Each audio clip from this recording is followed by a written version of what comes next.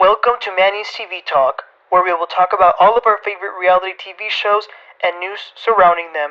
Grab a snack, a drink, and get comfortable because this starts now. This week on Married to Medicine. None of us currently have an emotional connection with you. We're going to ask you to leave this trip.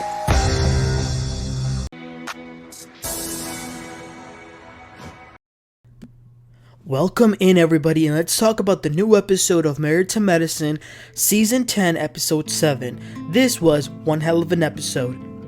So the episode starts with this dinner, the Last Supper, we could call it in a way. So Heavenly is going off on Quad, and I think that it struck a chord when Quad said that she didn't have an emotional connection with any of them. So Heavenly is saying to Quad that she is a user, that she wants to call her sister, but then not act as one. And Quad says that she could say the same thing about Heavenly. But Heavenly is definitely mad. Jackie pretty much co-signs with that. Toya once again brings up that Quad accused her and Eugene of being thieves and some other things. Quad says that the same thing was done to her. So Heavenly says, "Do you think you that important?" Quad, you are playing the victim. Stop it, sweetheart. Simone then says that Quad cannot conveniently come to events when they are filming. Again, Quad says that that's the case because the relationships have been broken.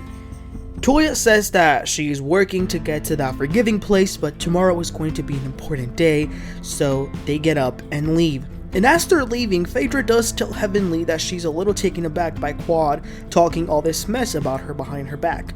They also had some theatrical music that made this feel like cinema and make it feel even more sad. So then after the dinner, Heavenly, Jackie, Simone, Toya, and Phaedra reconvene in one of the rooms and are talking about what just happened.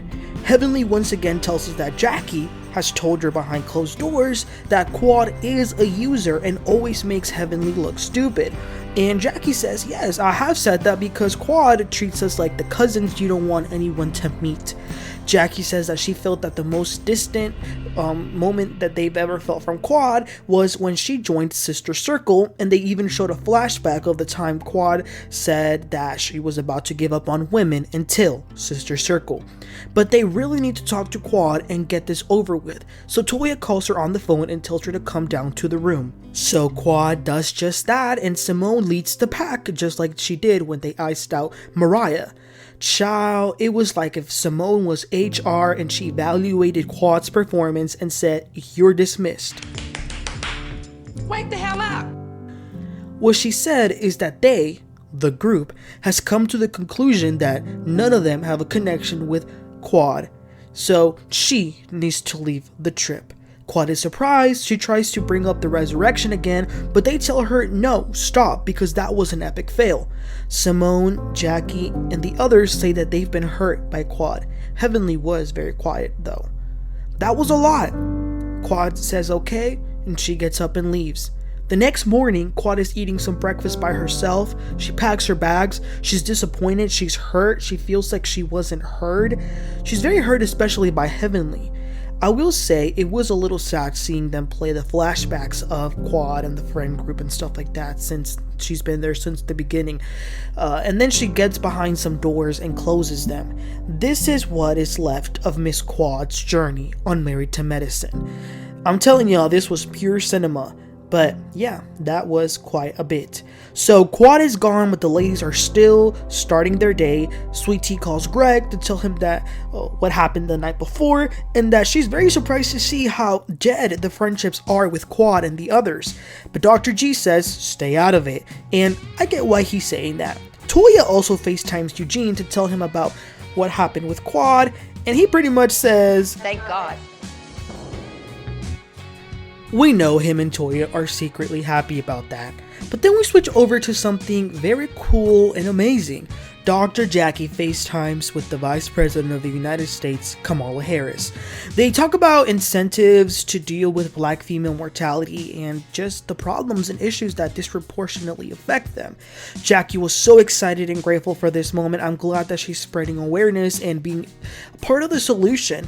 And here's the thing, regardless of your political beliefs or opinions, talking to the Vice President the first female vice president of this country is awesome. That's so cool.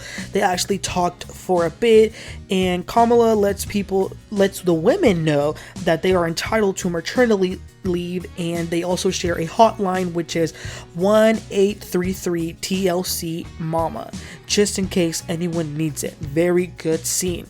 Okay, so the other ladies are going to have brunch, and the vineyards are just beautiful. They go sit at a table. Jackie joins them and tells them the great experience that she just had. Some of the other women, aka Toya and Simone, say that with Quad leaving, they feel like there's a big dark cloud that left. They say that they feel more light. Also, the food looked great, but Toya was pissed that Simone doesn't really like the wine. She kept asking for rosé. Also, they cheer, and look at how fake these people are. Heavenly turns and says that she wants to make a toast to Sweet Tea because she's so lovely. I was like, really, Heavenly? Okay. Sweet Tea, of course, is happy about that. I think she is truly a sweet person. So after eating, Toya has a meeting to go to, and she takes Phaedra with her, and I would too. Not only is Phaedra an attorney, but she's also a businesswoman, so they meet with 2 other women to talk about what they could do with Toya's brand of the wine that she is representing. Perhaps some wine tasting of tour, Phaedra suggests. Toya even comes up with this cool concept of maybe having like Toya's wine tasting tips. I am happy for Toya doing this. On top of it, she is also one of the few black women to be having something to do with wine. And I would also like to give a shout out to Love and Marriage Detroit's Lateasha, who also has her own wine, so that's great. Meanwhile, the other ladies were drinking some brown liquor that Sweet Tea brought them. So back in Atlanta, the men are hanging out. All the husbands go to like an indoor golf place and they have drinks, they play, and they all suck, but they're having a good time.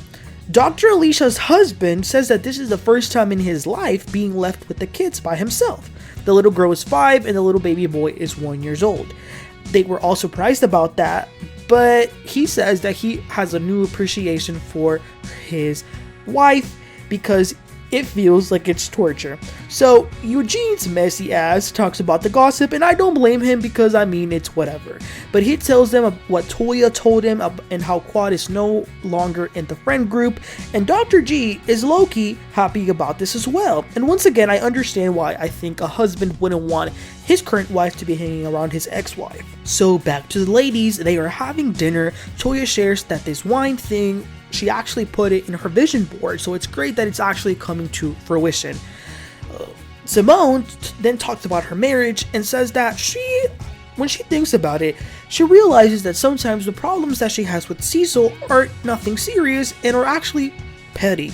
Heavenly says that she feels the same way and that at times she said things that she shouldn't have said to her husband and to others. And everybody was just sitting there like, duh, we know. Then Dr. Alicia opens up for the first time. She says that her husband and her grew up very differently. She grew up with a single mother and she's very independent. But her husband, who is from Nigeria, grew up with everyone doing every damn thing for him. And there's been times where she's like gotten a hammer and done the hard things, and she has said to him, "You're not a man." And all the women were like, "Ooh, don't say that." Personally, I am old school and traditional. I do think that a man should be doing the hard stuff, like getting the hammer and using the screwdriver, but that's just me. But here's the thing I want to say, and this has to be said. Simone is a gutter snap snake in the grass. Yup. In her confessional, she starts to say that when Alicia is around her husband, she's very quiet, but when she is with the group, she's very opinionated, which makes her believe that it's all an act. But it's not what she said, it's the way she said it, and it looks like she said it with malice. And I'm sorry, but what do you want Alicia to do, Simone? Do you want her to just scream like you all the time? And I'm also not taking marriage advice from a lady whose husband had a female best friend and all that. Let's not even get started with that. So then Toya says to Phaedra, where the hell is Dr. O? Dr. O was that doctor that Phaedra was dating, the one with the emoji face. And Phaedra says, yeah, we broke up, but I'm dating a new doctor. I was like, okay, Phaedra, and they all laughed. But I think they all low-key knew, because according to the rumors by Dr. Heavenly, Phaedra broke up with him before even filming. But again, she says that she is now dating a new doctor, and that's all we got for this episode, you guys. Then we saw the mid-season trailer, and ooh, I can't wait. So it looks like Dr. Alicia's husband is going to say some things that are going to be a little like red pillish, and it's going to cause problems. And then Sweet Tea is going to go off and put Curtis in the hot seat. So that's going to be great. Again, just like with Potomac, there will be taking a 2-week break for Christmas and New Year, so we won't be back until January 7th. So that was it for this episode. The question that I want you guys to answer is, what do you make of Quad being kicked out of the friend group? Are the ladies justified by kicking Quad out because she does not know how to take accountability and it's the same old, and she always comes around whenever the hell she wants? Or are they being too harsh on her and having double standards? Let me know your thoughts. Please don't forget to like and subscribe, and I'll catch y'all next time. Y'all have a great one. Bye.